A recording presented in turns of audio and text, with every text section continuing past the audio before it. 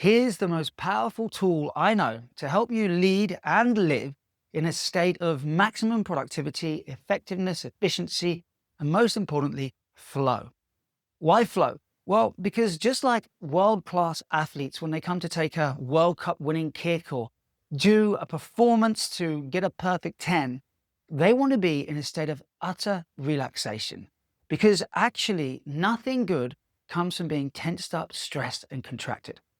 So, how can you live in a state of flow, of relaxation, of ease, and of maximum performance all of the time?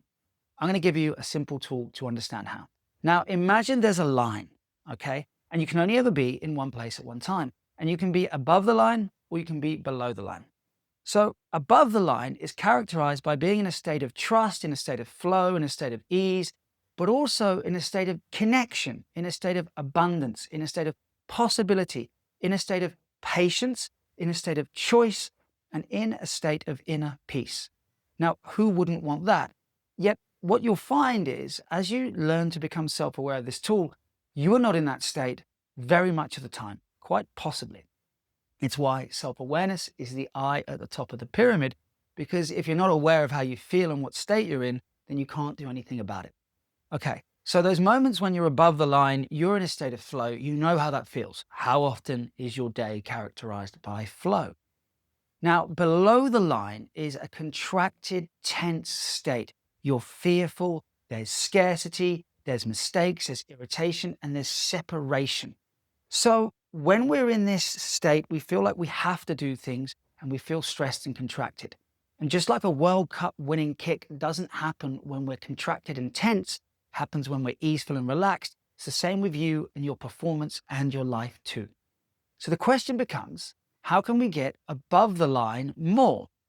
And the answer is the first thing is we need to become aware of where we are. So just ask yourself right now, am I a little bit tense, a little bit contracted? Had I had a stressful environment? Something happened to me today, an email I opened, or even just the name of an email from somebody who does trigger me that sent me below the line?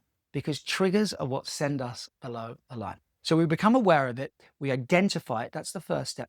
The second step is we accept it and we say, I am triggered, I am tense, and we feel what we're feeling. And generally, it's going to be angry, scared, or sad, right? So let's say you're angry. What you want to do is imagine what anger feels like. Become angry. Feel the emotion, because emotion is energy in motion. And if we block it, if we resist it, it persists, right? So we don't want to resist it.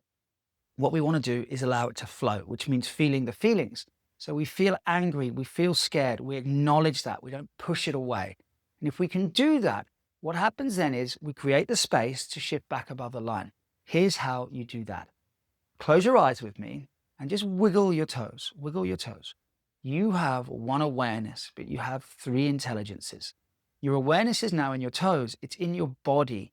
Your body is how you break the feedback loop between your head and your heart, your thoughts and your feelings. So we're now in the body, we're in sensation.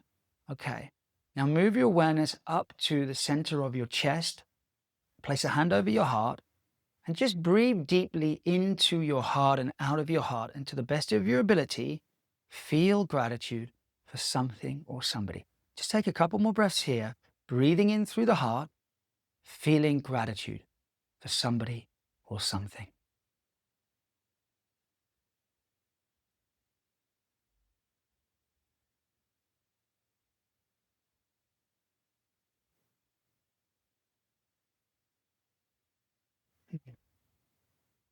That was one breath. And I feel clarity, I feel calm, I feel flow. Okay. Now, the work is to be in a flow state so ideas can come and you can execute seamlessly.